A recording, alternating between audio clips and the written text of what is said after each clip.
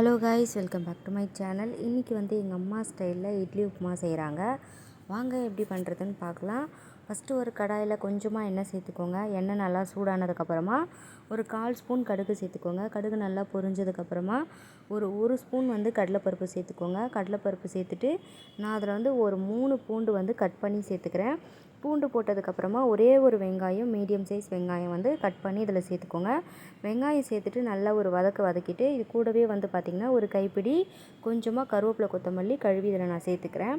கருவேப்பிலை கொத்தமல்லி சேர்த்ததுக்கப்புறமா இதில் காரத்துக்கு நான் ஒரு 4 வரமிளகாய் சேர்த்துக்கிறேன். நாங்கள் மிளகாத்தூள் எதுவுமே இதில் சேர்க்க போகிறதில்ல, அதனால் நான் ஒரு 4 வரமிளகாய் சேர்த்துருக்கேன். நீங்கள் காரத்துக்கு ஏற்ற மாதிரி வரமிளகாய் மட்டும் சேர்த்துக்கோங்க.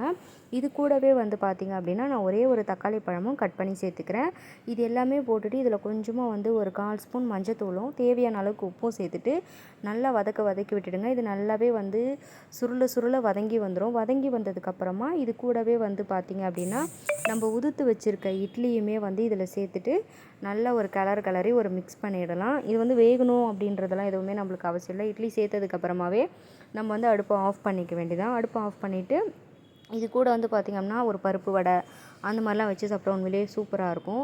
நம்மக்கிட்ட வடை இல்லை அப்படின்றதுனால ஒரு சட்னி காரசாரமாக இருந்துச்சு. அந்த சட்னியை வச்சு தான் நம்ம அன்றைக்கி சாப்பிட்டோம். நல்லா இருந்துச்சு, ரொம்ப டேஸ்ட்டாக இருந்துச்சு. ஸோ நீங்களும் இந்த மாதிரி ட்ரை பண்ணிவிட்டு எப்படி இருக்குன்னு எனக்கு கமெண்ட்ஸில் சொல்லுங்கள்.